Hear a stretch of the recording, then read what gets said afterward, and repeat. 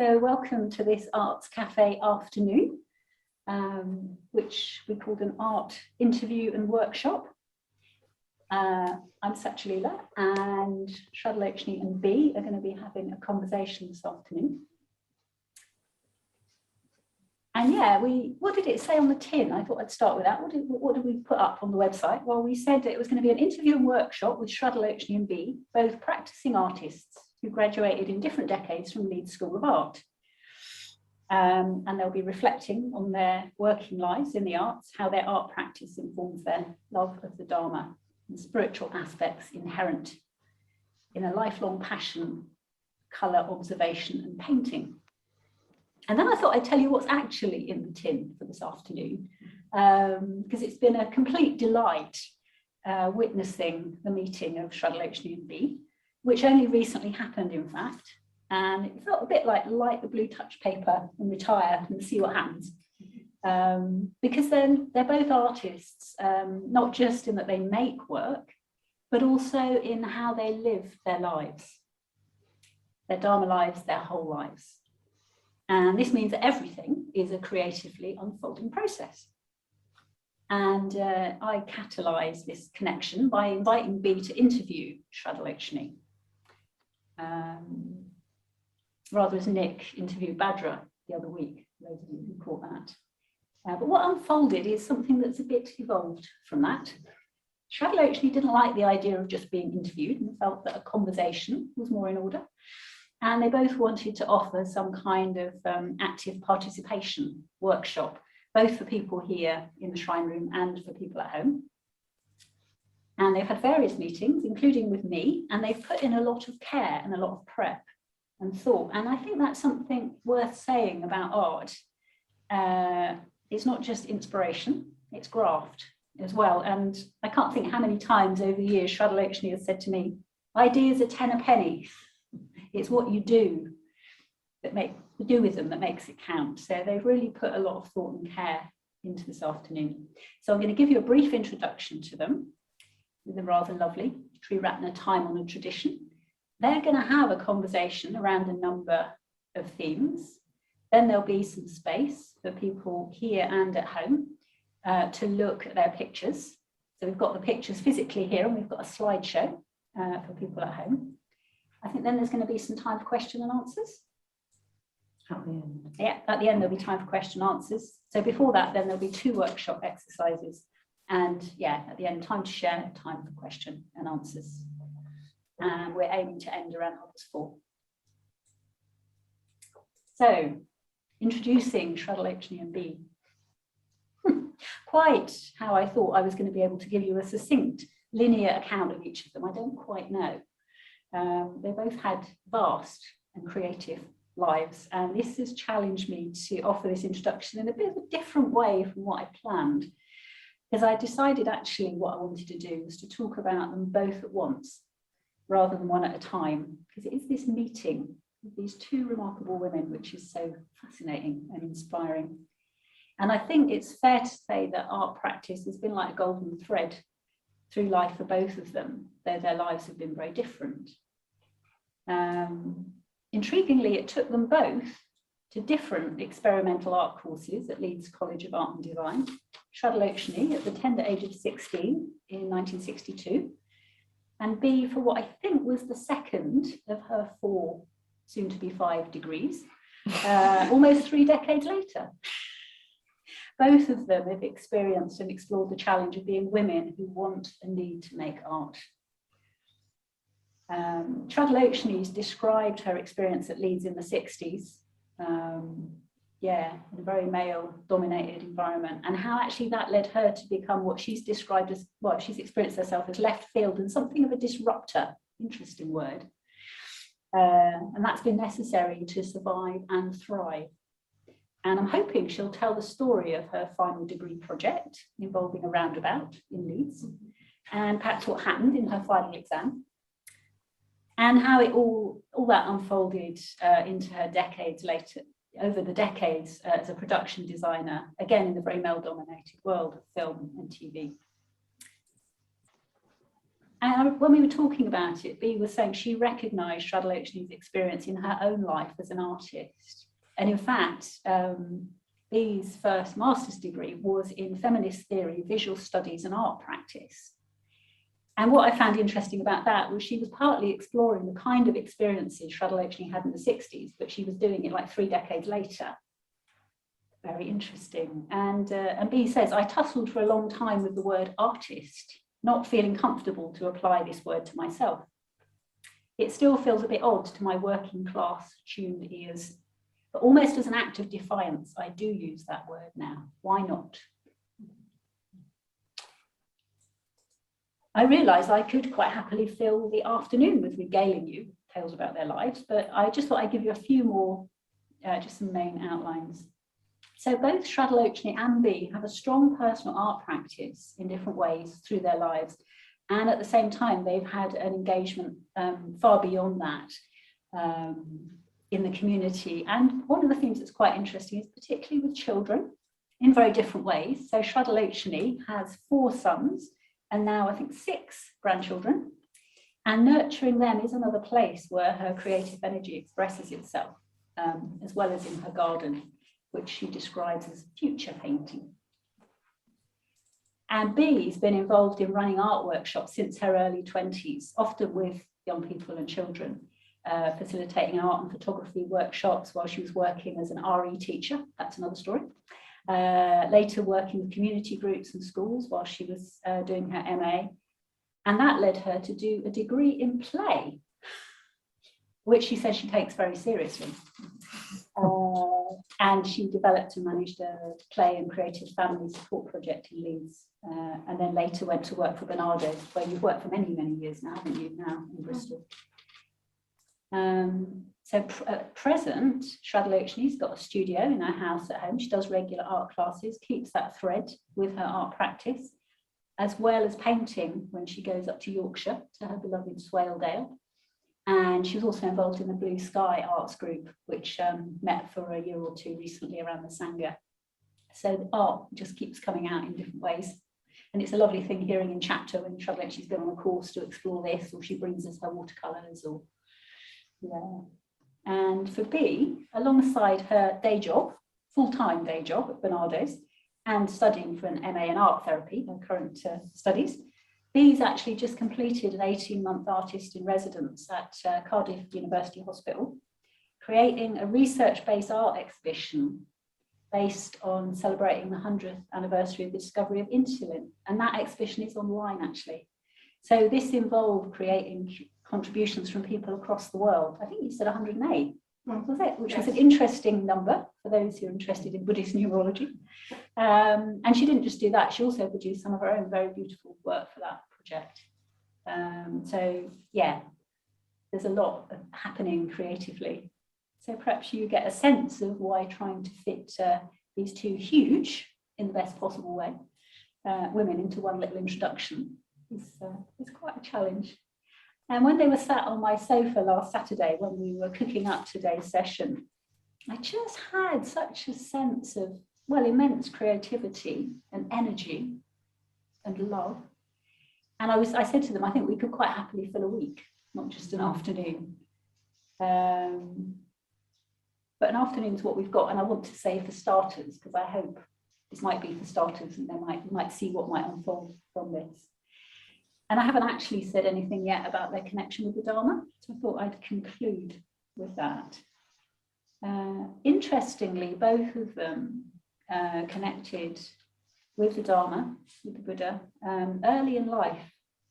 Shraddhalocani says she first came across Buddhism in Leeds Reference Library when she was working on her thesis, which I think you said was some European aspects of Dada and the Café Voltaire in Zurich. Is that right? Fantastic title. God knows what it means. And perhaps she'll tell us something about what did and didn't happen then.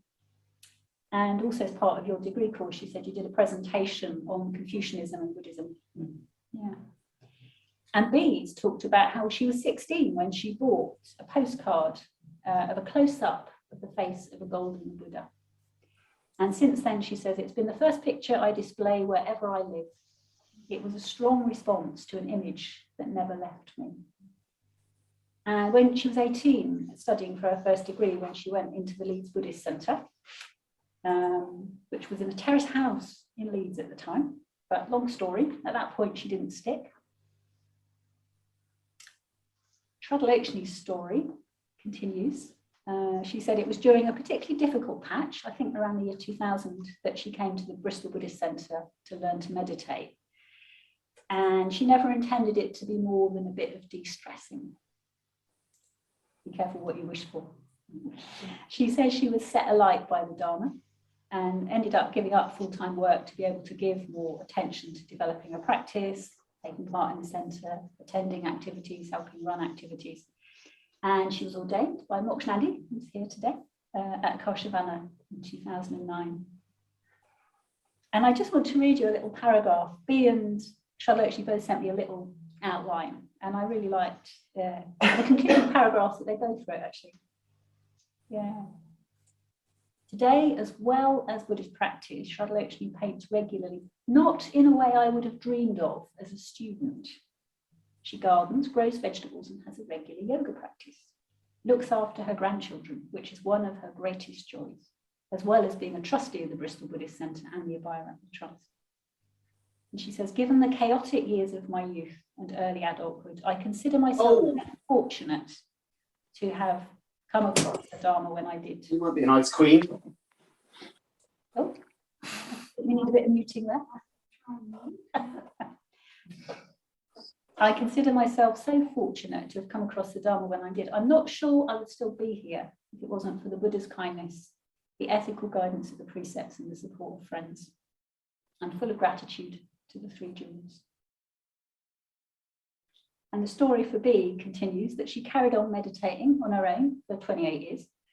But one of her closest friends from sixth form was a certain Thomas Jones, who some of us also know as Divan. And she says 39 years later, they continue to have thought-provoking, inspiring and fascinating conversations. So, and for Bee, it was after a particularly tumultuous and traumatic period of time in her life when she saw the loss of her father, her brother, her mother, her marriage, her job, and she says anything I could call home. She says after that, I was free to walk into the Bristol Buddhist Centre. Both my art and spiritual practice now have a new context in which to grow and flourish. My golden thread has had many unconventional twists and turns in its winding, but I have experienced another homecoming. I asked for ordination 4 years ago. My meditation practice and my art practice have resourced and sustained me throughout my life until I found my Sangha, the Dharma, and a relationship with the Buddha, all in the context of Sangharakshita's teachings at the Bristol Buddhist Centre. And she finished, and I'll finish. Sadhu, sadhu, sadhu. I'm going to hand over to Shraddhalocani and Bee now and see where we go.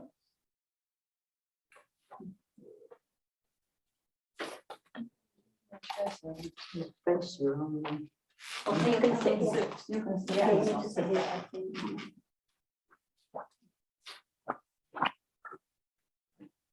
As long as I don't lose those red nuggets.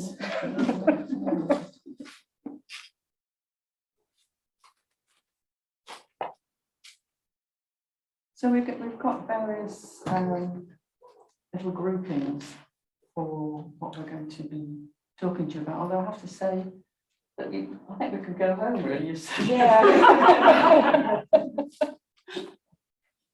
So Bee's going to go first about where our childhood is, isn't it? Yeah. Yes, but just very briefly, relationship to colour. I can't remember a time when I didn't have a relationship with colour. And in fact, my parents, I mean, it was family folklore, but apparently my first word was lello. And that colour in particular, I can't ever remember not knowing, actually. And even to the extent of the only food I would eat for quite a long period of time was yellow food. So bananas, sweet corn, custard. that relationship with colour has stayed with me all my life. And I don't know what other people experience, but it's almost like a heightened sense, a sensitivity towards single colours, what colours do when they're sat next to each other, and what colours do when they mix together, and different light conditions as well. I can remember as a child being fascinated by shadows, the colours of shadows, because you can have yellow shadows, you can have blue shadows, you can have grey shadows, purple shadows, but also how I can remember the time when I was looking at some they were louver kitchen doors, you know, the slats, and the sun was coming through, and I must have been, well, it's preschool, and looking at these the kitchen doors and seeing the light come through, and what I saw on the ground was not exactly the same as the shape of the doors. And I became, well, not obsessed exactly, but I really wanted to draw that, because what I was seeing was this elongating shadow, and I could see the difference between the actual object and what was being projected onto the floor by the sunlight. And I think I've always had that.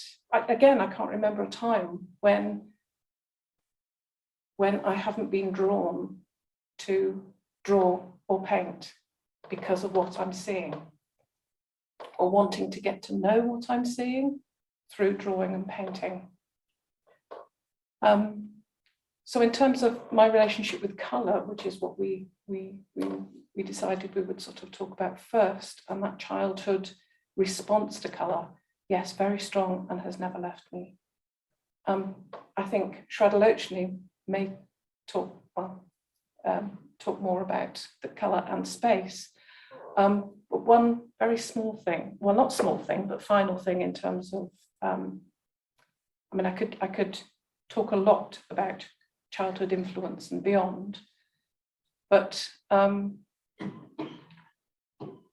very recent question that was asked of me by Vandana Jyoti actually was, how do I create time and space? Well, not time, how do I create space for reflection and processing in my life? Very, very good question to ask me. And I think that's what art has done for me throughout my life. That is the space, that is the reflection space, that is the space to process. Little did I know when I was a child, a young Catholic, being brought up in a Catholic family, where faith and spirituality were central to everything that we did, actually, how that would actually change for me and unfold throughout my life. But we can talk about that a little bit later. I'll pass it to you. So, just to say ahead of this, I have a slight memory problem, so I can't really remember things very easily these days. So I'm going to read to you. If that's okay. So Bee and I have only recently met, and immediately we fell into conversation about colour. It just took off, didn't it? Yes. 5 minutes over the doorstep, Yeah. and we were away. And we found we both had a fascination with colour from childhood, and the importance of colour and its attendant perception, spatial awareness throughout our lives. I have a lifelong love affair with colour and its influence on the senses. I've had an interest in the detail of the coloured world around me, often wanting to find some way of understanding this and recording it. And as a child, I found myself a bit, this interest didn't quite tally with other people in my life. I didn't come from an artistic family, we didn't have pictures on the wall, and we didn't go to art galleries. But I was given paper and pencils and paints. Don't you remember those little round poster paint sets that you get? You have to work really hard to get any colour. But I had those and to occupy me, and occupy me they did. Kandinsky, the early 20th century painter, says colour is a power which directly influences the soul. And I can really feel that. It really touches me to read that. So colour and childhood seemed a good place for us to start this exploration of our creative lives and the place of the Dharma and what is the connection. So I was born at the end of the Second World War, and we lived in what these days we would call a new build. So my home had a lot of empty rooms, I remember. I think my parents just didn't have money at the time, or perhaps there weren't tables and chairs and things available, but there wasn't a lot in them. And it was a raw red brick house, that sort of quite unpleasant orange, and a lot of rubble and mud. Really grating colours. I can even remember that from my childhood. And large swathes of the city were in ruins still, and travelling into the city, right into my teens actually. There were bombed out terraces with sheared walls or caved in walls and broken window frames with bits of curtains still fluttering in them. And sometimes there were bits of paintings or shelves hanging loose but high up on a sheared off wall. And I didn't like it. I found it so stark and a very dour world.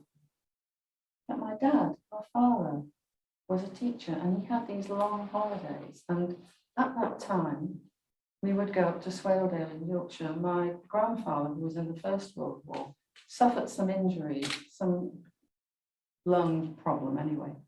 And so he went up to Swaledale.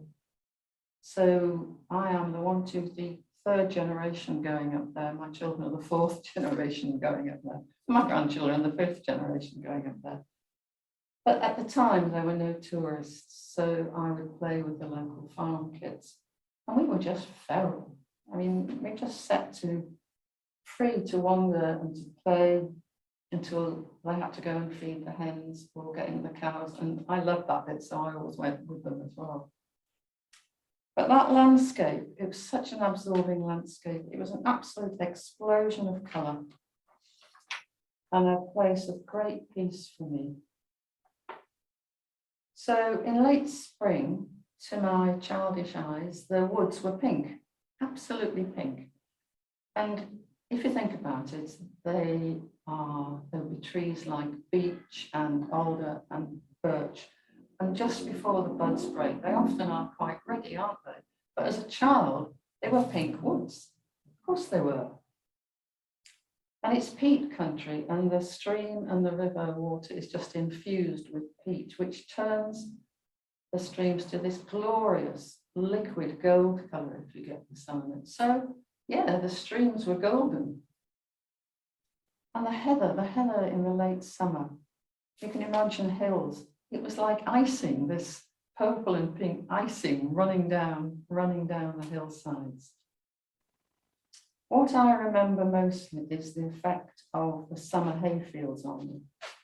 To a child, they were just a vast expanse of psychedelic colour. Blue harebells, pink campion, buttercups, yellow ragwort, purple vetches, green meadowsweet, all set in this blanket of emerald green. It just was a psychedelic explosion. And looking at the wholeness and the detail, at the same time, taking in the wholeness and the detail, just brought me such joy. We'd play hide and seek for hours, and I was a good hider, and I would go away and sit very, very still in some little corner of a field somewhere for hours. And I would feel that the grass grew through me, and the rain rained through me, and the sun shone through me. I was absorbed in this life of colour and texture and the relationships between so much around me. They were sort of rose apple tree moments that we hear from the life of the Buddha, of a child in Swaledale in the early 50s. And they were a place of self-transcendence. I wasn't there. Swaledale's always been a place of solace and a place of absorption for me. And I still go back there each year with my children to rekindle that love of the landscape there, and the deep satisfyingness of the colours there are really almost part of my DNA. Yeah.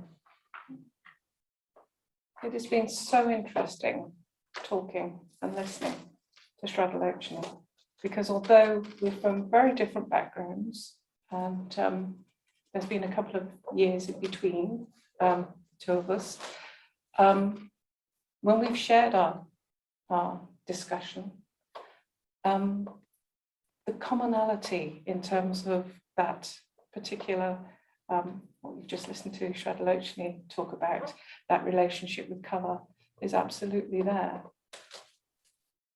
I wasn't, I wasn't running around Swaledale. I was running around St George in Bristol, at the back end of an estate, but we had woodland behind. We played out all the time, and I can't stress that enough, because I don't think children do that enough now. We played out all the time, and it was that connection with the green. I was telling Shraddhalocani about going out for a walk with my dad and finding a vetch and running up to him really excitedly with this little vetch, tiny little flower, holding it in my hand and saying, "Dad, have you ever seen a blue like that before?" Even the back end of an estate in Bristol with some playing fields was a magical world, a play world, but also where I could develop that sensitivity to colour, or actually notice that sensitivity to colour. And I do know Swaledale. That's also been absolutely lovely to share that I know Armley and Leeds. I know all of these places that Shraddhalocani has been talking to me about. It's been a lovely connection, actually. So we wanted to put this afternoon into a setting where we can talk about where the Dharma and creativity meet, where we think there is a correspondence here. And Bhante talks about where meaning in art coincides with the meaning of Buddhism. I was really interested to read when I came across that little phrase. So what we're wanting to do is to share our understanding and experience of the Buddhist teaching and our involvement in the arts and where these two meet. So as my dear chapter sisters know, getting this bit of the Arts Cafe conversation together has caused me some difficulties. And I've been wondering why. I've been making art for nearly 60 years now and a practising Buddhist for 20. Surely it should just be rolling off my tongue by now. And I realise this anxiety is because I value the Dharma so highly, and I value creativity. For me, the Dharma and the arts, and these days it's painting, are of such significance in my life. And in wanting to share parts of my journey with you, I'm hoping to do justice to the importance of both in my life, not to shoehorn them into some uncomfortable relationship with each other, but to honour the correspondences in both areas. I'm not saying concentration, spaciousness and absorption in my arts practice are one and the same as spaciousness and absorption in my meditation practice, but I do find aspects of them are akin, a resemblance that I recognised when I started to meditate. It was oh, I know this place, sort of recognition.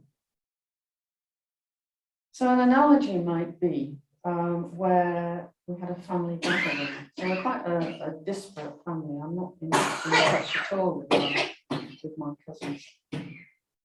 But we had a meeting, family meeting, and I haven't seen them since childhood. So I really didn't know them at all. But we clearly recognised familial things about each other, certain mannerisms, certain tilts of the head, certain physical similarities. So we did clearly have things in common, and there were things that we just didn't recognise about each other. And I see this as similar to links between meditation and creativity. They are not one and the same, and yet they do have a relationship. Bhante recognised this, and he says there is a synthesis in the deepest meaning of Buddhism and the true meaning of art. As Buddhists, we're surely working towards seeing through and overcoming the illusion of self. And this self-transcendence is the working ground of any form of creativity. And again, to quote Bhante, Buddhism and art involve an expansion of consciousness beyond the usual limits of the ego. Lama Govinda, who was a friend of the young Bhante in Kalimpong, author of The Way of the White Clouds, and he was a painter, says, "There is no ego present when I paint."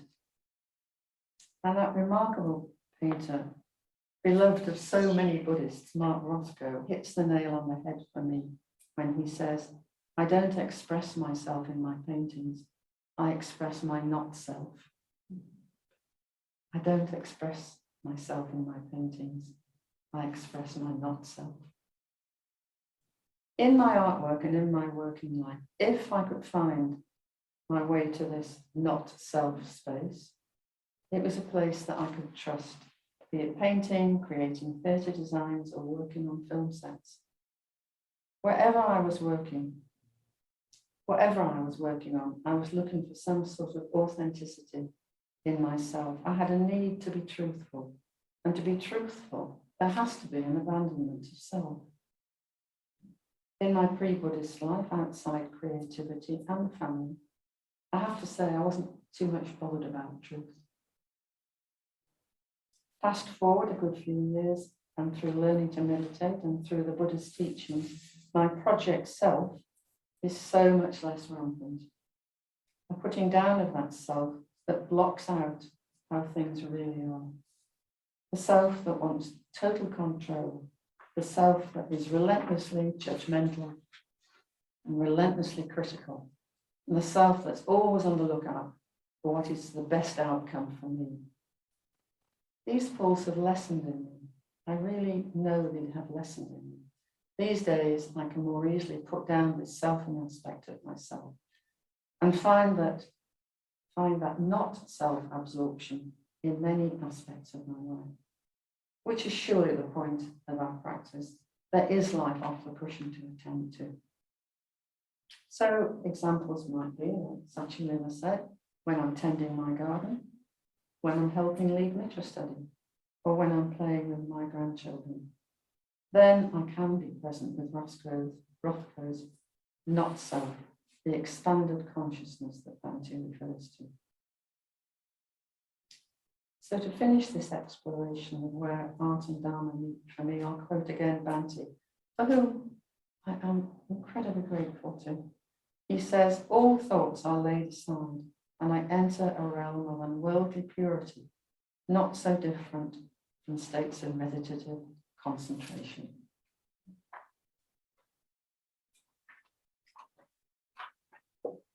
I just want to say ditto.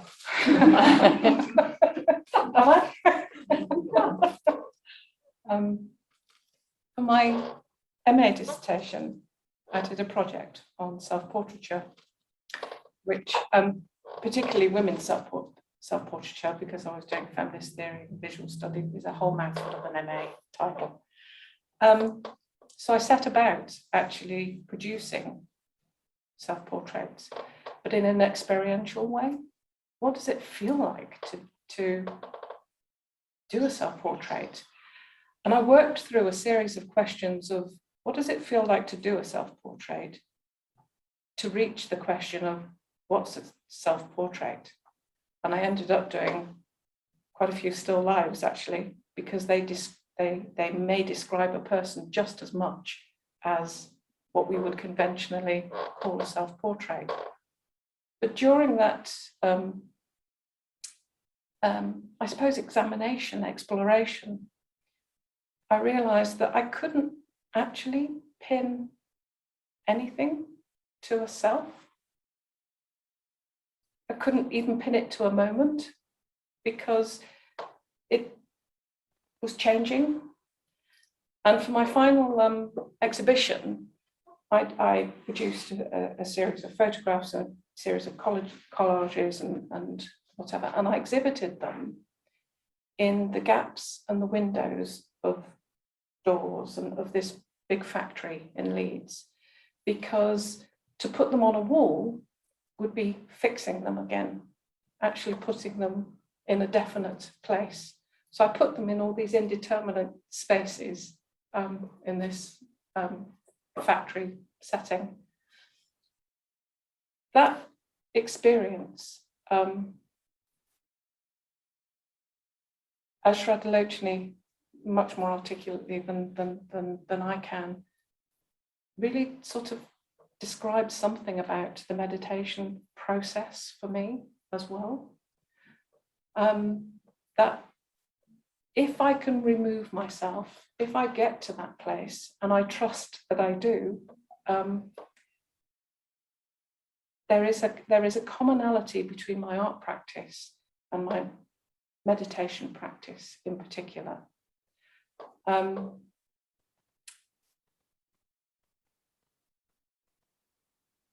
in order to, I would describe it as a truthful place. And as Shraddhalocani said, you have to remove the self to be in that place. When I'm in flow, when I'm painting, it's so reminiscent. It's not the same, but it is reminiscent of meditation for me, where I am aware of my surroundings, I'm absolutely present, but there is something that I'm in relationship with, whether that's the medium that I'm using or what I think I'm looking at, that very close observation, that going deeper with my experience of whatever it is that I'm drawing or painting. I feel those echoes in my meditation practice. So I don't have any kind of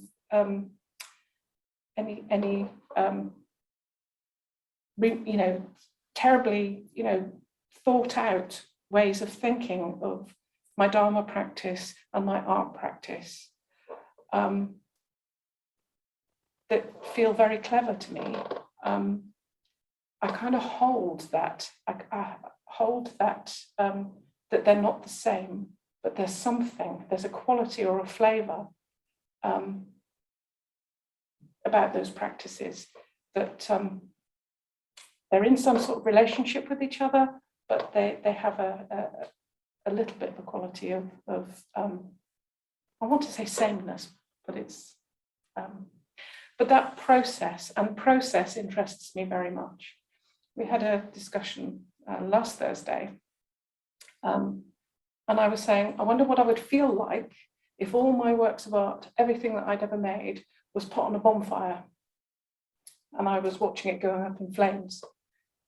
And I thought, well, there is some of my work, but I watched Bridget Riley last night. There was an interview with Bridget Riley last night, and she was saying that some of her paintings are like old friends.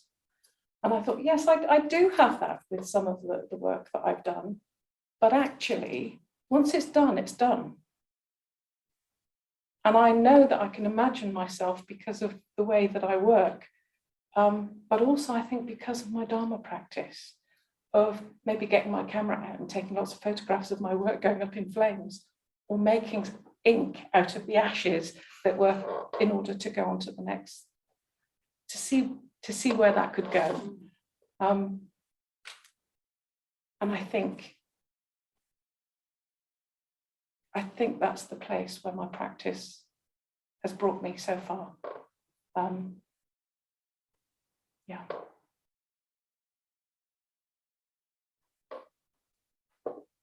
Well, Sachin, you asked if we would share a few anecdotes. So one of the things I loved about being a designer in the film business, was building the sets and being in the studio.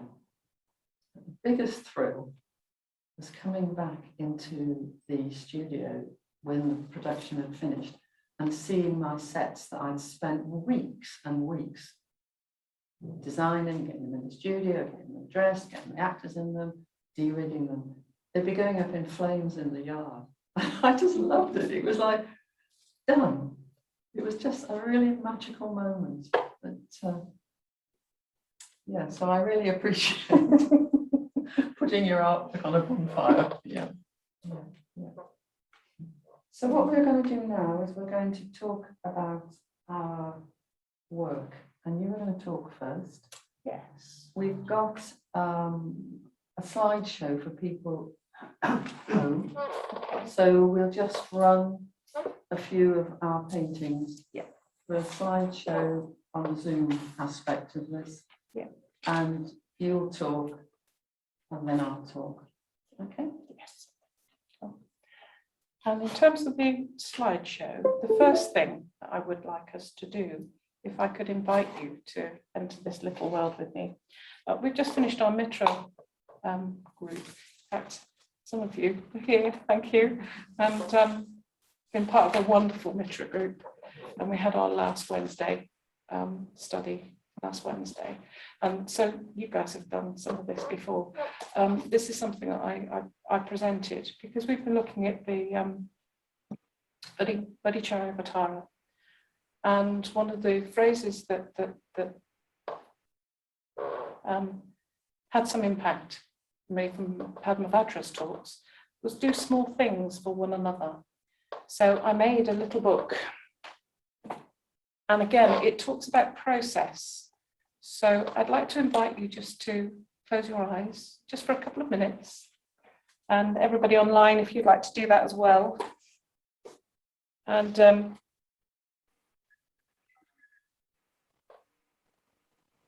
begin. Choose a large brush. Have a container of clean water nearby. See which color is asking to be used. Begin. With one color, cover your paper. This is your ground of feeling.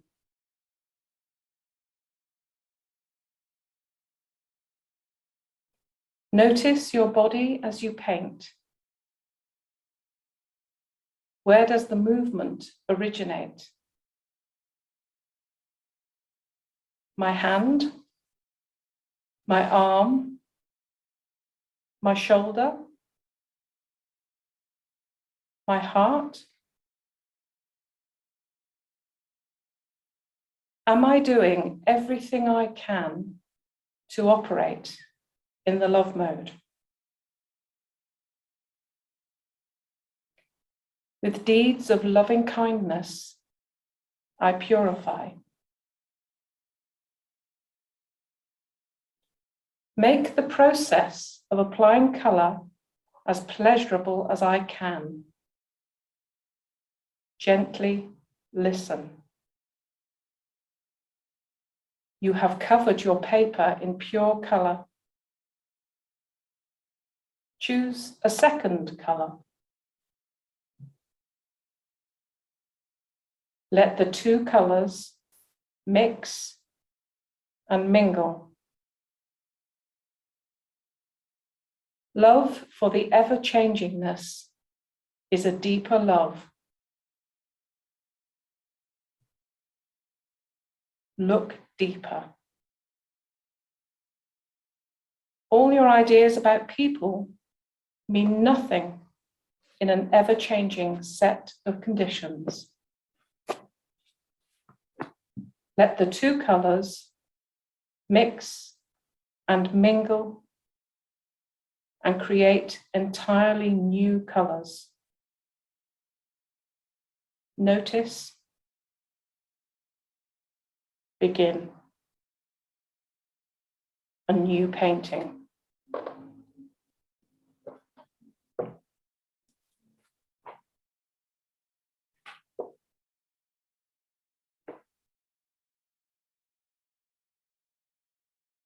You can open your eyes again now.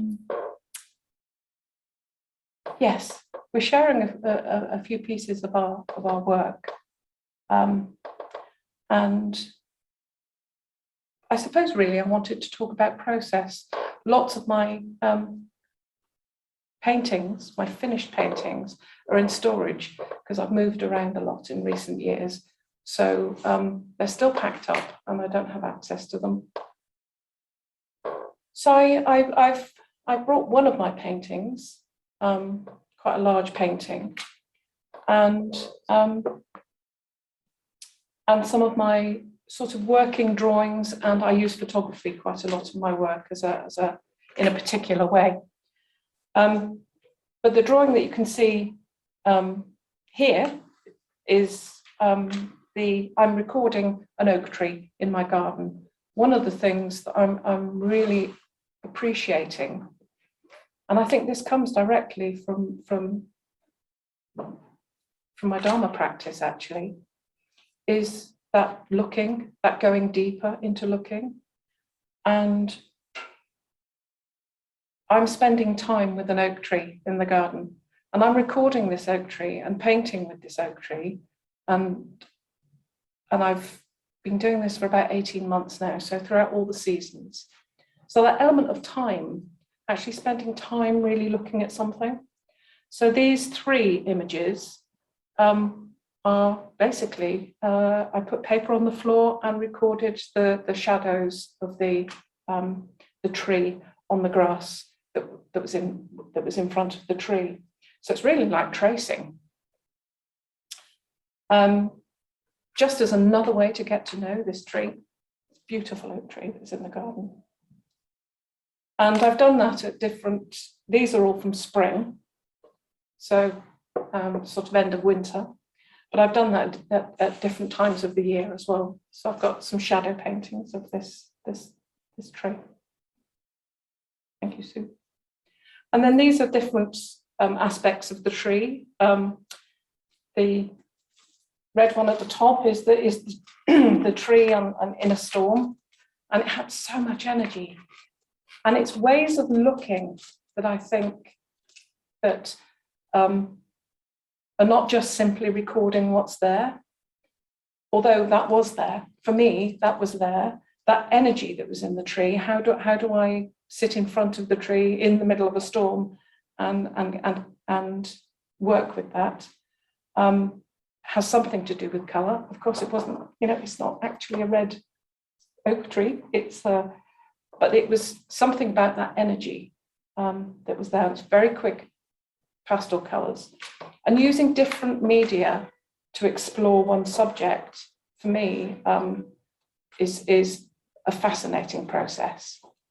The black and white image is, again, sitting in front of the tree, sitting very close up to the bark, and just looking at the tree in terms of the bark and then mark making. And then I often use reverse colour photography, and different elements of reverse colour photography will appear in my finished paintings. So some of the photographs are just images in and of themselves, but some of them, different elements, I pull out of them and actually use them in my painting. Again, that reverse photography, so which basically means that if something is originally green, it appears blue. When you reverse, you put it through a reverse process. Your eye makes sense of a tree when it looks at it in terms of a trunk and green leaves. That's a tree. If you put it, to my way of thinking, when you put it through the reverse process, it requires you to look at it again to see what's actually going on. And it often looks like it's lit from within, because obviously the light and the dark is reversed as well. And there's something there for me. this is an endless fascination for me of stepping to one side, looking through a different part of the different facet of the diamond, if you like. You may be looking at the same object, but it's just changing your perspective. And then again, it then changes your perspective. And then a watercolor, just a watercolor of the tree in winter. And I've been recording it obviously throughout the seasons. So it's just sort of describing a little bit about the process of spending time really looking and looking as deeply as I can, spending as much time as I can with something that is drawing me, basically. So next one. And again, these are just examples of what happens with the reverse color photography. These are autumn leaves on the ground. You reverse, it just changes the perspective and opens up another world of color for me. And again, the same with the reflection of a bridge in water and the ripples on the water. Again, just there's a shift in how I'm looking at something when I do this to my images. Again, that's not quite sure what tree that actually is, but yes, you would see that as green leaves and you would understand what it was. Changing perspective again invites you to look at it in a slightly different way. You pick up all sorts of different details. And then this is one of my paintings, which I think I will talk about a little bit later on because we have to choose one, and I think that one would probably be the one that I would choose. But again, you can see the different elements of my reverse color photography that I sort of put together into a finished painting. And I will talk about it a little bit later, but I slept under that tree with no tent or sleeping bag. I wanted to see what that felt like. And it was a hugely significant thing for me to do, actually. It's very itchy and very noisy at night. Everything rustles and squeaks and yeah. But yes, you can see the different elements that actually I bring into my finished paintings. And often that's the process, that I have lots of different elements, and I find it's echoed in my Dharma practice as well as because I'm learning, I'm just beginning, and I feel like I'm beginning every day. And I'm finding out about something over here, and I'm finding out about something here, and I'm thinking about something over here, and then I'm reading something here. But there I have these moments of where things coalesce. They rest for a moment, and that's a little bit like what a painting will do for me. And then another doorway opens, and I move, and I'm looking at something in a different way and exploring around it again. That seems to be the best way that I can actually talk about my art practice and my Dharma practice in that sense. Yeah, thank you, Sue. And I've just shown, these are from the Satchalila at the beginning, talked about the residency that I've been doing over in Cardiff. And these are 300 very, very small paintings. And these are using a different way of looking, which are some images that some scientists actually very kindly let me have to play with, of looking down a microscope at islets that are found in the pancreas. I've been working with the Department of Diabetes. What do you call yourselves, Sue? Diabetes Research Group. Thank you, Diabetes Research Group, who do their research in cells that are found in the islets in the pancreas. And it's a different way of looking. It's through the microscope. And again, it's that shift of perspective that opens up well, it's not just one world, it seems like multiple universes to me. And each of those slides that I painted, which are the microscope slides that you would conventionally use in a microscope, with a microscope, I hand painted a sample from the photographs that I was given, and they represent one person who donated their pancreas to the biobank that's in Exeter. You can't easily collect pancreatic tissue from live donors, so it's post-mortem. And the way that the scientists actually worked with this tissue was just, I was blown away by it. They took me through the whole process of how they work with this, with the donations that they work with. And I really deeply had a connection and a sense of that life is precious. And I really wanted this piece of work to reflect that. And I do get moved by it because I've been doing this project and listening to people with lived experience of particularly type 1 diabetes, and working with the scientists and their reasons for doing what they do, their passion that's behind what they do. But I really wanted this piece of work to have that respect, but also that each of those slides is different. It represents an individual,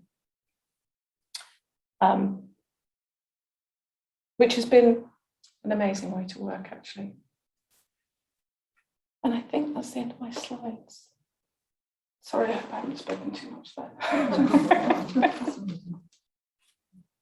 It's a good job you did speak a while, because this is the bit that I forgot to think about. Isn't it interesting? I sort of thought about all the other aspects of what we said we would talk about, but I completely forgot to think about what I wanted to say about my paintings. And I think that's probably right, because I'm not that interested when they're done. Here they are coming up. I mean, occasionally I'll frame up something like these landscapes. But actually, it is the process of doing it that is engaging, not the end product. And that carried over into my film life, if you like, when I did go and see rushes, whatever the filming was at the end of the day. But what interested me more was actually getting the sets together and getting the right props and aging the set or modernizing or whatever. It just the end product, it was done and dusted, and then let's go on with the next one. That was more my fascination. Yeah. So in my paintings, well, you think you have to help me out here, Bee, but I'll have a go. Well, I think there is an element of paintings speaking for themselves. Georgia O'Keeffe says something about, well, if I could say it with words, I would say it words, but I can't, so I say it with colour. And I really do believe that. Most of these are in the last 7 years, I think. They're just bits and pieces. And one of the things people have said to me is that they find my paintings quite menacing. I'm not sure, really? I'm not sure what that indicates, but yes, quite menacing. So my way of painting is generally to throw quite a wide net and start off very broad. So the one on the left here is just really an underpainting, but I liked it. I liked the balance, and I will later on talk about balanced effort in painting. And it was, observing the way the light was coming through the studio window. The thing that strikes me about your work is well, lots of things strike me about your work, but colour. Would you like to say a bit more about the use of colour? You have a particular, it looks like a particular palette, which I find really, really interesting. I've been quite surprised seeing my work together, because I never do. It's either in a folder or it's on, it's dotted around the house. So maybe I do have a palette, and maybe it is a menacing palette, and I don't know. What I find with colour, when it's with looking, what I'm interested is looking and then looking and then looking. And it's as if doors open like this and light comes in, and then you look a bit more and you paint a bit more and another door opens. So I'm ever going deeper into the process of painting. And I say I throw a wide net and then I start to refine. So maybe the flowers are a good example of that, of really just starting off very broad brush strokes. And then it's what do you leave and what do you wipe out? And Satchulila, she's gone. Had this lovely expression of abandoning your darlings. And in any painting, you will find that there are bits that you really like, and you want the rest of the painting to fit around that bit that you really like. And really, you just have to paint over that darling, because it will spoil the balanced effort in a painting. So I'm quite brave in my paintings. I don't hold things dear. It is a proper letting go, isn't it? Yeah. It's a proper, I have to just let it go. It's not working. Yeah. Well, it is working, but it isn't working with all the other bits. Yes, exactly. Yeah. And I think when I'm looking at colour, I'm looking how to, what to intensify, what to turn up the volume, if you like, and where to turn down the volume. So I'm not looking to reproduce colour-wise, match for match. I'm looking to find a more intensity there than is actually present in the subject matter. I don't particularly like painting on canvases because I like to be able to alter what shape the painting is going to be. And when you're on a canvas, you're stuck with it, when it's landscape or whatever, you're stuck with landscape. Whereas paper allows me, I have to say, it's usually to trim down, but it also does allow you to expand what you're doing. If another bit starts to interest you, and then the whole thing has to change, because when you're painting, what you're doing all the time is rebalancing. Oh, you're putting some colour up here, so some colour over there needs attending to. The watercolours, well, the top right hand isn't a watercolour, that's acrylic, but the watercolours on the board are an area that I've been looking at recently. And although I'm fond of those paintings, and they are a Swaledale, and it is a place that I love. The problem with watercolour for me is that you have to be much more structured in your approach. So because of the very transparency of the paint itself, which is wonderful, it glows like a jewel, through the paper, helps it glow. But you have to start with light and then you work towards dark. And that is an unnatural way of working for me. It's a bit like I've had to throw this switch in my mind, because I would tend to work from dark to light, or from a mid-tone, a mid-underpainting tone, and push back or pull forward.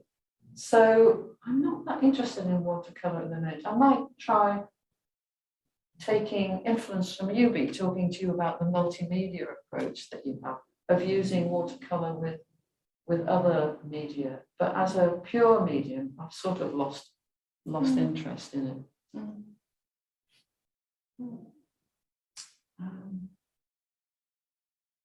I likewise have been very much inspired to get my oil paints out. I was saying that earlier, wasn't I, by talking to Shraddhalocani.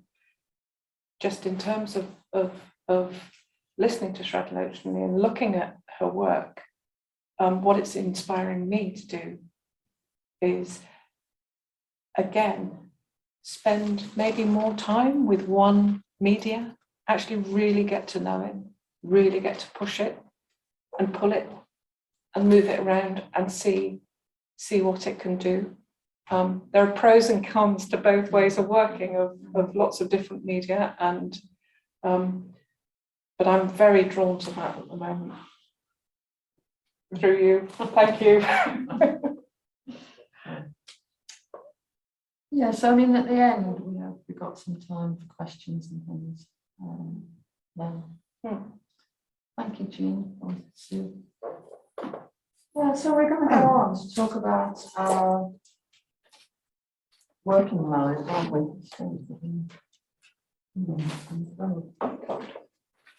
Go back, Jean, to the screen. And screenshot.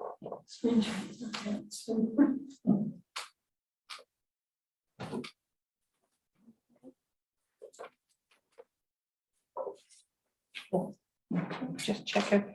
Is everybody okay at home? Yeah, we're good, thanks. Well, I am. I can't see anybody else's face, but I think everyone's all right. Thanks, Bee. Jane.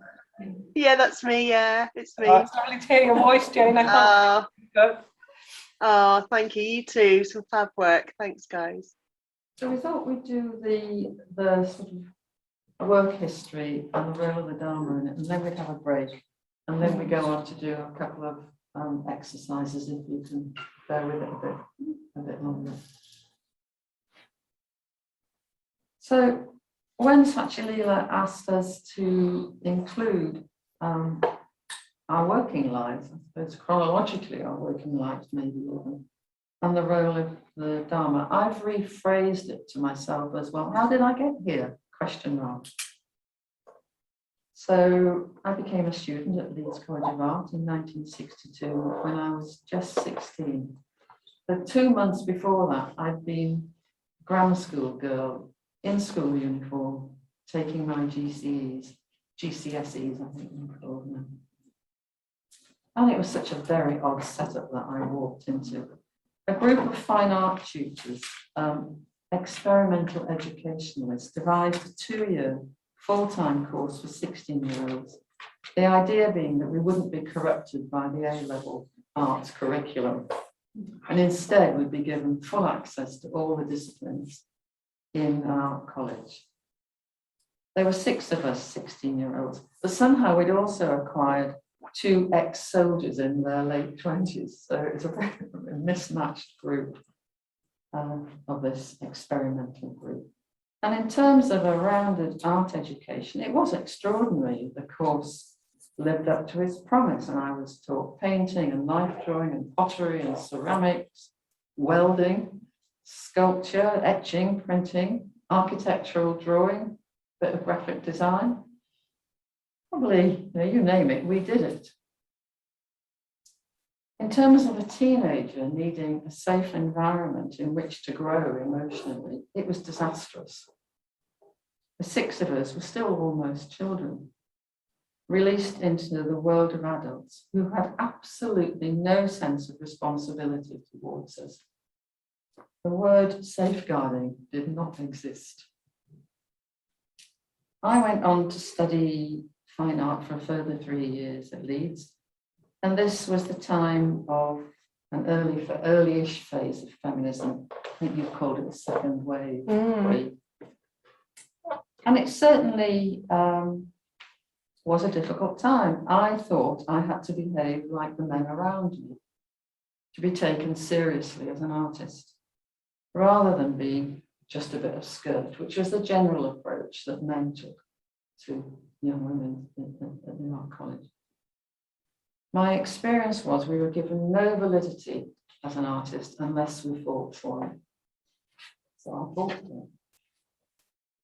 In the next 3 years, my work moved towards a Dadaist approach to art.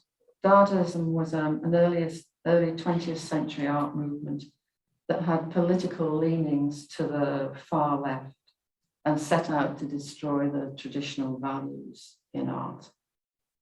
You perhaps know the iconic work from this period of Marcel Duchamp's. It's called Mutt, and it's a urinal, and he exhibited it in an exhibition in New York, I think, saying something like, I'm the artist. If I say it's art, it's art. So Dada was a challenging, provocative, disruptive art form. And adapting this assertive, irreverent stance looking to cause outrage, was the way I found to survive in this chaotic, misogynistic art college world of the 1960s. So where does Buddhism come in?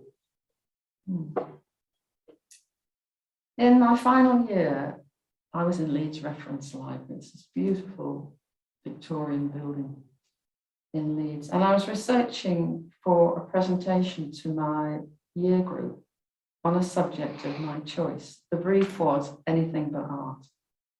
And for some reason, I chosen comparing Confucian and Buddhist philosophy. I haven't got a clue why. I think I was just showing off. I was reading about Buddhism on this particular day and I was absorbed. It was summer. The light was streaming in and there were dust motes and motes swimming in the sunlight. And I experienced a rose apple tree moment. A moment of self-transcendence. We would call it a moment of insight. And I didn't have any words for anything so profound. But it was a moment where the chasm between my so well-defended self and the rest of the world disappeared. We would say the self was moved out of the way and I had a glimpse of reality. And you know, I didn't want it. I did not want it. Given where I am now, I've thought about this rejection lots of times. And in retrospect, I think I just couldn't afford to be that undefended in that environment. My life was too focused on the combative form of self-preservation to let down my defenses. But 35 years later, when my life was in free fall, I remembered that moment in the Leeds Reference Library and came here to the Buddhist Center. Oh, I always tear up at this moment.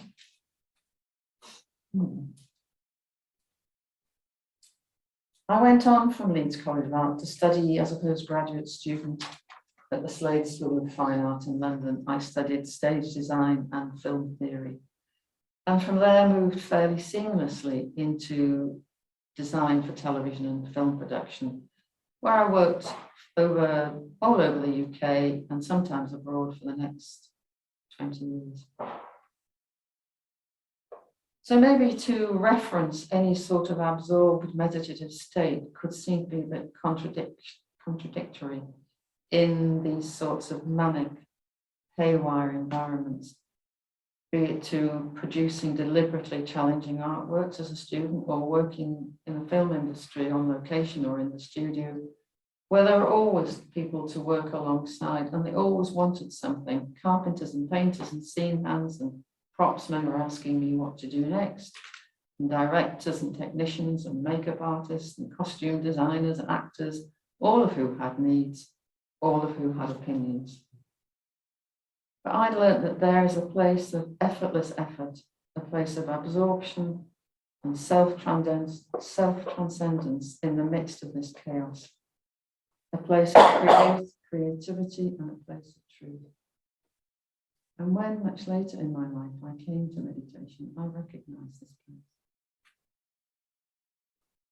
So I left the film world after I'd met Stephen, my husband, and we decided to have a baby, and this would be my fourth baby. And I worked for Bristol City Museums and Art Gallery as head of design. And in the 12 plus years I was there, I took over responsibility for the exhibition program and for the education and the outreach departments. And now that I wasn't having to produce professional artwork, I could reconnect with my painting and drawing again. And this has continued up into the present day. It was hard for me working in a museum environment, an environment where curatorial academia and scholarship seemed to take precedence over creativity and public accessibility. And there was rarely a sense of collaboration. And this stage of my life involved a lot of very unpleasant tussles on my part. I expect it was quite unpleasant for them too. It was during a particularly difficult time that I remembered that rose apple tree moment in Leeds Reference Library, that place of calm, that place without a defended ego, And with the help of a friend, I eventually came to the Buddhist center to learn to meditate, never intending it to be more than a means of de-stressing. And from the very first evening I was caught, I was just set alight by the Dharma. And honestly, I've never looked back. I'd waited 35 years to reconnect with that moment in Leeds Reference Library.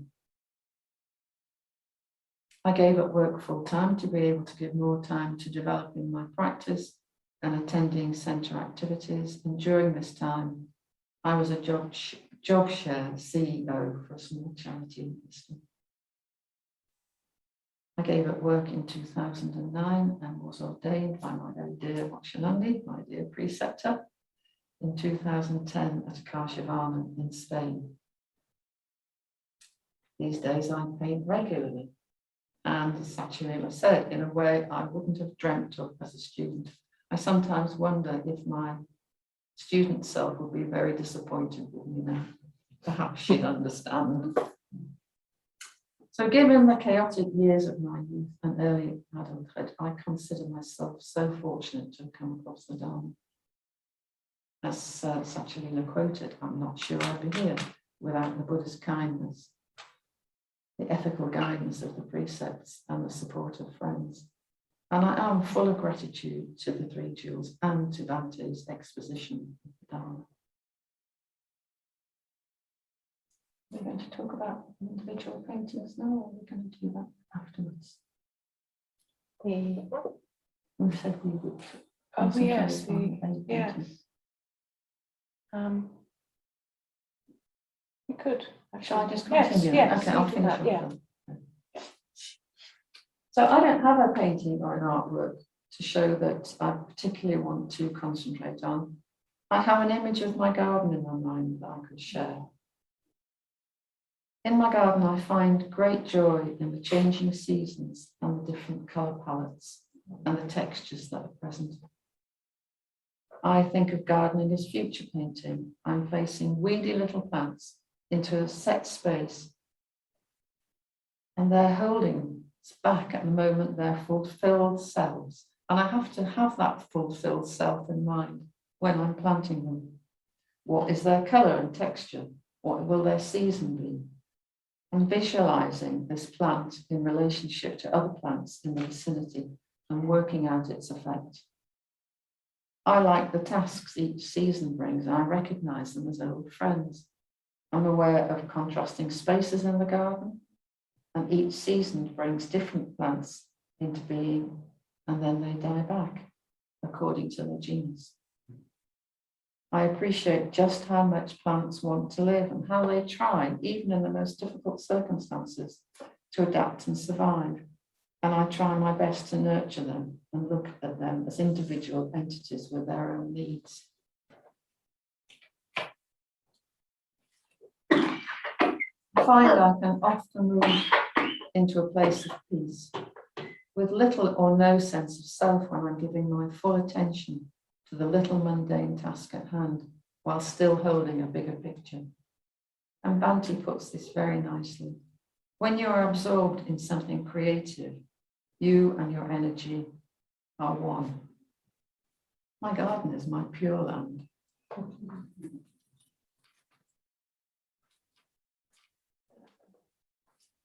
I'm mute now. I said it so again. Yeah, okay. Work life. Well, I can honestly say I've never had anything resembling a career. I don't even know what that really means. I think I set out actually thinking that I knew what that meant. I left home at 18 to go to university to study theology. Having done my Art A level a year early, actually I did it in lower sixth, and I had places waiting for me at to do foundation course at 3 of the art colleges in Bristol, 2 in Bristol, 1 in Bath, and I declined them. And off I went to university, like I say, to study theology and education.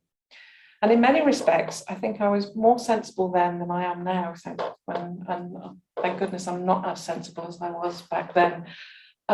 It was that practical. I had to be able to take care of myself. I had to have a job at the end of it. And whilst my family were not unsupportive of my creative life, I was so different in my family. And perhaps many people feel this, but I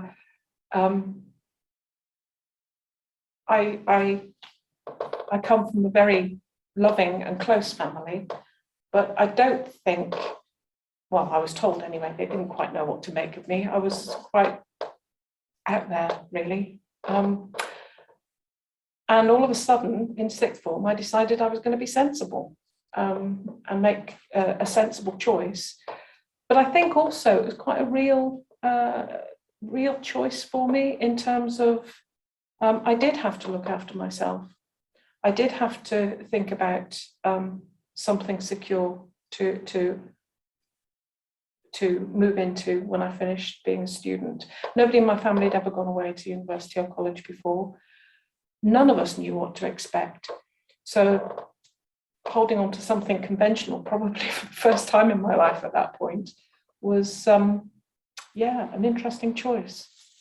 But having said that, the choice was to be a teacher, a nun, or a mother.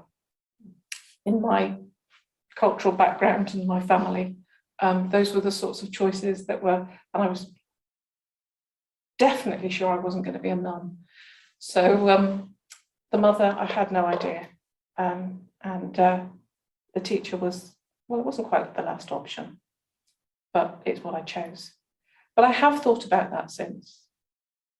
But I have no regrets. I have no regrets. Because when I think Sachalila talked about the image that I found in a shop, a hippie shop, on holiday somewhere, of the face of a golden Buddha. And I'd been reading around, I'd had an interest in spiritual matters, so-called. I'd been reading around things. I actually read the Tibetan Book of the Dead. I mean, what a place to start when you're 16 or whatever. But I found it and thought, that looks interesting. So I'd had an interest, and discussions with Tom as he was then, but Devan as he is now, and independently of each other. He ended up walking into a Buddhist centre, the FWBO as was, Buddhist centre, and I went to the FWBO in Leeds, and I was taught meditation, Metabhavana, and mindfulness of breathing by Arya Mitra, and I will be forever grateful to that man. Changed my life. I'd had a prayer life before that, with my Catholic childhood, and I'd had a very strong identification with prayer, particularly. I had much less of a strong identification with doctrine and the belief system that was being handed on to me. That aligned with questioning my sexuality at the time, and really finding that I was coming up against a brick wall within trying to practice any kind of spiritual life within Catholicism.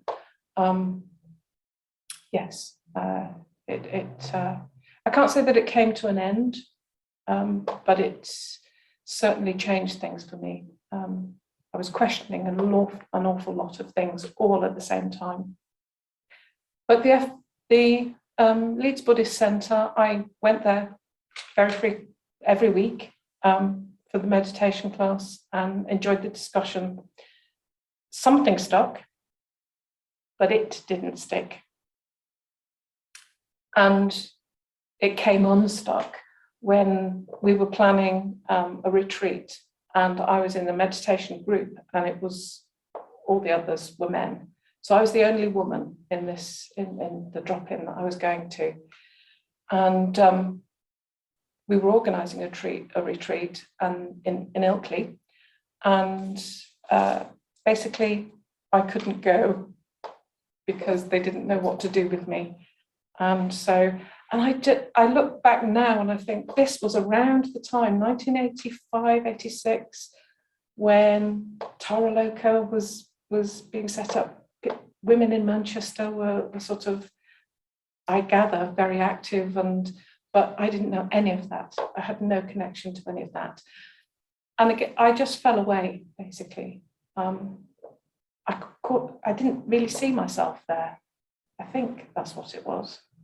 There was no absolute decision to leave. I did my first degree. I qualified to be a teacher, an RE teacher. So, of course, the first thing I did when I left university was, with two friends, we set up a theatre company.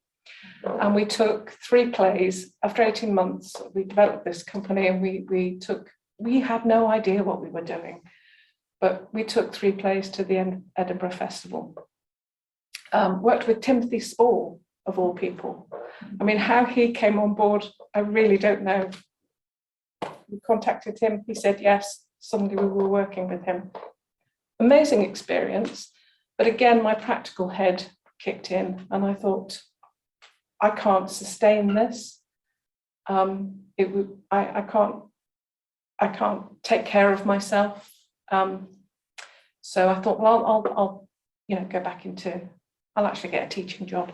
So I taught for 2 years in a Catholic school, taught RE, absolutely loved the subject, absolutely loved the classroom and being in the classroom. Really didn't like the staff room and the atmosphere that was in teaching at the time, that was in education at the time. And I had the opportunity, I was running workshops on Saturdays, art workshops in a local community centre. And I was presented with this course at Leeds College of Art as a kind of, you should go do this. So I put together a portfolio really quickly, applied, got a bursary, gave up my job, set up a mural painting business in order to support myself, and off I went to art college. And I just think the amount of energy that I had back then to do, or even just it wasn't confident, it was kind of like, I want that, this will make it possible. And I just did it. And part of that is complete naivety, actually, which is a joy to look back on. I'm glad I was that naive, because I wouldn't have done it otherwise. So I spent 4 years at Leeds College of Art. It was an experimental course. I also got to do metalwork in probably the same metalwork room as you did. And we had a degree-like experience, but it was a diploma course that was set up for people who were wanting to change direction, or perhaps you'd already done a first degree and you wanted to explore something else within the arts. It was an amazing course, actually, and they made it as cheap as possible, which again, I'm very, very grateful to the tutor who set that up, Gary Barker. Amazing foresight that he had. The course has sadly had to close now because it's different economic conditions now, but at the time it was great for me. I then went straight into the MA course at Leeds University, and that course again is another one of those, it completely changed my outlook on certainly my art practice. I actually began to take what I was doing seriously, as in, this is something that you do. And like Shraddhalocani said, I had the tussle with the word artist. How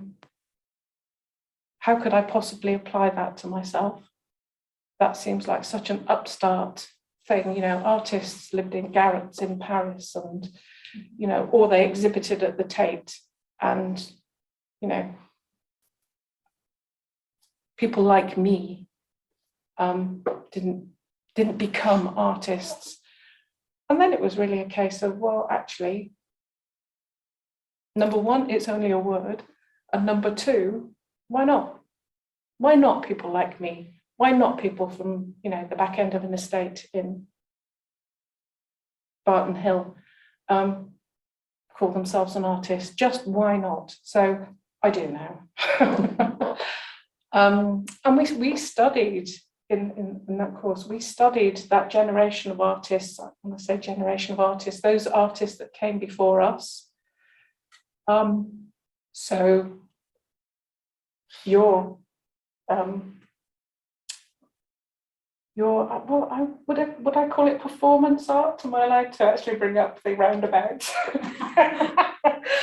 We studied those artists that came before us that were having to fight, probably more than we had to fight.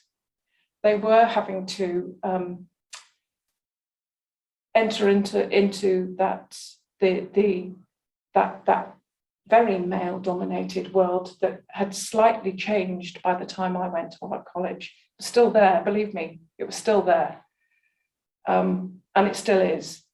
But it had shifted and changed. And on our course, we were studying people like you.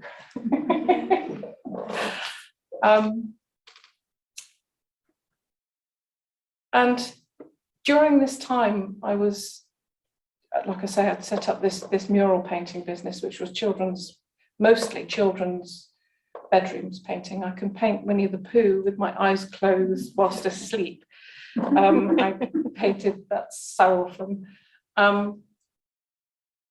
I do not consider that to be, it might be using any kind of skills that I might have, but it certainly doesn't feel like art to me. But it got me through my further studies, which was great. And I then started being asked to do more community-based work. So I became a community arts practitioner and worked in schools, worked mostly in mental health drop-in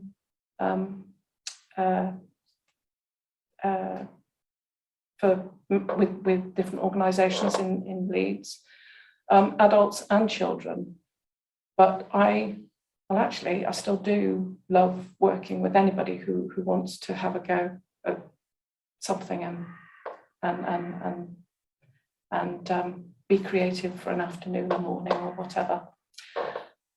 And that led to me working, eventually, it led to me working for Barnardo's, which as a children's rights, and within the projects that I work with in Barnardo's, I do quite a lot of the creative participation work, which again does involve any skills I might have creatively, but or in the art field, but I don't actually see as my art, but it's something that I love.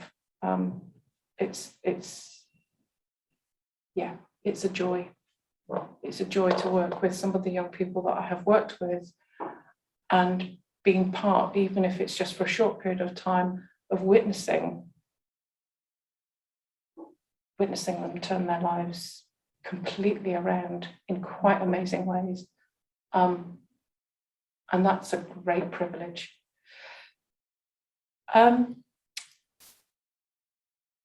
So my art practice, my personal art practice has carried on right the way through that. My meditation practice also carried on from those early days with Ara Mitra. And yes, I hit a particularly personally a very difficult time a few years ago. I came back to Bristol and started working with Barnardo's down here as well as up in Wakefield. And there were lots of circumstances in my life that basically life exploded in all sorts of different ways. And like I said to Satchalila, I always knew that I would come back to Triratna. I don't know where that certainty particularly came from. So something stuck back then. My meditation practice had actually developed and deepened over those years, but I was practicing alone. And I think as that was unfolding, I realized how unsatisfactory that felt to me. I think I needed community.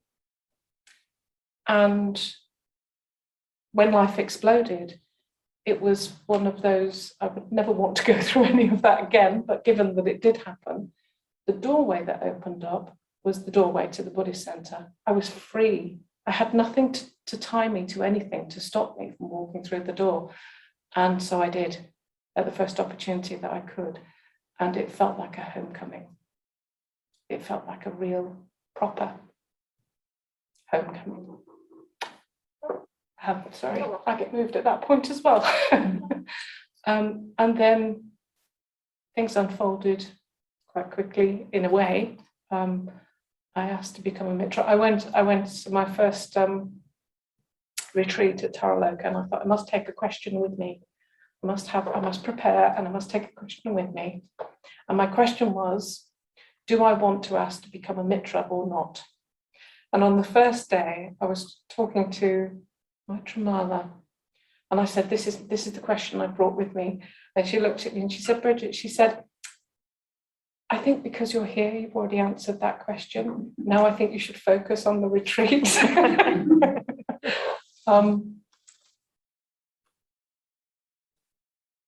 And then I asked for ordination. I think it was 4 years ago, just about 4 years ago.